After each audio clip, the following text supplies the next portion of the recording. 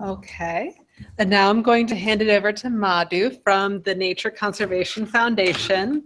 I invited Madhu to come talk because I just love his example of how he's used my maps in order to create a bird atlas.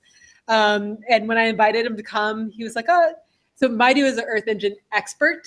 And he's like, you want me to present on my maps? And I was like, yes, your my maps example is actually really inspiring to me. So with that, I'm going to invite Madhu to talk about his My Maps project. Thank you. Thanks, Sally.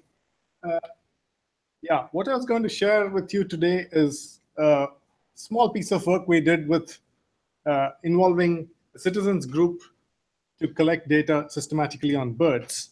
So this is the town I come from. So in case you're wondering why my last name in India, that's how my last name is the name of the place I come from. So, what we were trying to do is to find out the diversity and distribution of birds within a city.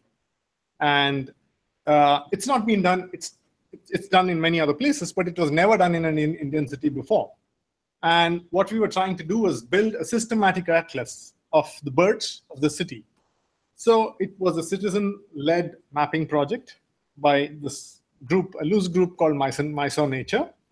So they needed technical inputs to try and figure out a way of designing to design a sampling protocol, to come up with a sampling design and then a survey protocol for how this could be done so that it's systematic, replicable, comparable over time, comparable across space.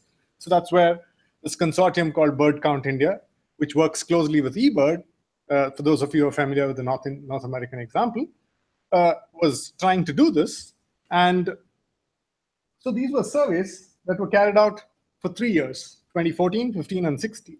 Well, 15, and that should have been 16. So the surveys were done twice a year. And it was done in February when most of the resident birds, as well as the migratory species, were there. And as well as in June, when only the resident breeding species occurred in that area. So what does all of this have to do with my maps? So so there's already a very good data collection platform for birds, which is done by eBird, which has, so we didn't need a separate data collection platform. They have smartphone apps for Android, for iOS. They have a very good website. And so all of it was there, and you can also visualize all of that data. So why did we need my maps? So the reason why my maps became important is that we had a very dispersed network of citizens coming and trying to contribute to one pool of data. They were all uploading their lists onto eBird. Each of them had a so there was not very much of coordination between the different teams that were going out. They had to know who had finished sampling one area. So those are the kinds of, we needed to achieve that coordination. Which is the grid in which I'm surveying? I need to locate that grid. And how do I let others know that I have surveyed this grid, that I have already covered this? And how can I show people what I have found in the survey that I did? So this was also important because it kept people engaged. It kept people in coordination with each other, while it was not one team. So they were contributing to one data collection exercise, but they were all working and functioning very independently. And that's where we thought it's useful to try and pull together such a team by trying to use my maps to coordinate the surveys and visualize the results. So this is the city on which we overlaid a grid in which, so it was possible just because once the grid was laid and the map was shared with all the people who are going to become part of the team, they could just look at it on their mobile devices and find out where they were, in which grid they were, and how they could navigate to this. So they could do it all on there, whether they had an iPhone or whatever it was, they could just pull up this map and look at where they were. And eventually what we wanted to produce was to see, to get a species distribution, a species richness map for the entire city. So what I visualized is as people came back and put this information, they went to one of the grids and found a certain number of bird species in their survey. So eventually, if everyone went up and put the information that they were collecting, just one number, at the end of that entire exercise, they'd be able to see what they had contributed to, which I thought was very important, because all these lists were going up into the cloud on eBird. You really weren't able to visualize this as you contributed data to this exercise. So what was possible is that you could just put a small form right up there. You could click on that. You could say, I completed the survey on this date, and here is a link to my bird list, which was uploaded on eBird. And that's basically what we did. So I'll quickly show you how. Yeah, so this is how we could visualize just this is the view mode. This is where even they could share the map with other people, publish it on their blog, saying, I'm working on this citizen monitoring project. Here is a bird. Here's a project I'm participating. This is the data that we've been collecting, and this is what I've been doing. So that's something they could do as well. And this is the eventual map that everyone helped build. But you could also go back and you could edit the map. And in the edit view, so that's where you see that it's shared with a whole set of people who have editing rights over this document. And what they would do is, if they went in and double-clicked here, they'd be able to put in this information right here on when was the survey, whether the survey was completed, on what date it was completed. And then here you have a bird list. If you want to see a bit more, for someone who's an editor, you can actually go and straight away look at each of the bird lists and see who collected it. You could get a lot more details about the data that had been collected through this process. Yeah. Yep.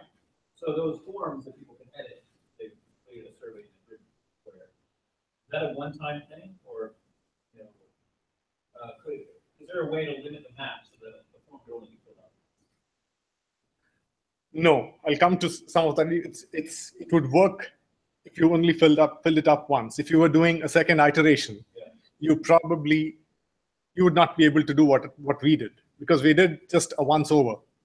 It was possible to do that. And I think that is one of the, I have not thought very carefully about this, but I think that might be a limitation. If you were to do a second replicate over the entire area, I can't see how I would do that right away. Yeah, it would. But yeah, so basically what happened was this process just animates how you went through the entire process. As people went in and started putting in data, at the end of it, they had a map. They had created a species richness map for the entire place. As they had gone around collecting this, they were also letting people know, okay, these are the things that are not yet sampled. And here's where people are going and sampling this stuff. So it was a pretty simple way of trying to both engage people and coordinate while creating the larger output, which was really motivating them. We want to know which are the places that have the most birds, and what's the kind of variation that we are seeing. So I wanted to share a few concerns, challenges, and issues. So the thing is, it's important to match the tool to your need. So here what we wanted is, I wanted something exactly like Brian mentioned, something that was really simple. And the fact that was really very useful was that you could share it.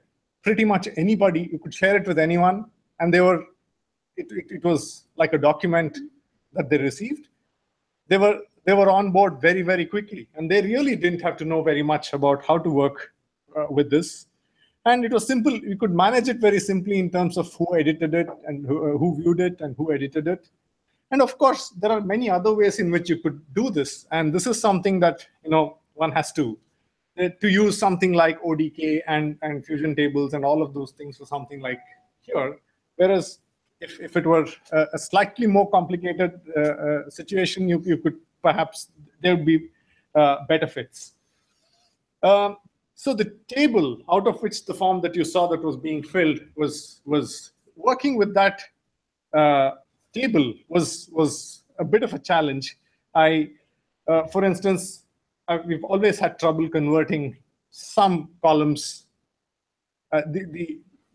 Once it pulls up the data, you really don't have a way of editing the type. So even if numbers have been pulled up for some reason as text, because in some place there was an extra space or there was a text character and you just wanted to edit it, you have to recreate the entire column all over again. Those are some kinds of issues that we've had. What would have been very nice, given the fact that there is Google Sheets has forms and so on, is to have a much more dynamic interface with My Maps, and that doesn't exist. You can import what's in a spreadsheet like Raleigh did, but if that spreadsheet were changing, there's really no way that the map 2 could refresh as the spreadsheet changed. That would be like fabulous, because spreadsheets are again something that people are so comfortable with, and forms work great, and that would be a fantastic way of bringing all of this together. And the visualization is also a bit problematic. I mean, I might not have done this very well, but if you pay close attention, you see that the color on some of the values changes. If you look at one cell, you see the color in the same cell change, although the value is the same. And that's because the bins here are actually dynamically created. They seem to be created dynamically. So as the number of values that are input into the that are available change, the entire ramp of colors and so on seems to be, there's no way of manually controlling this. I could not specify ahead of time what my species richness values or ranges could be.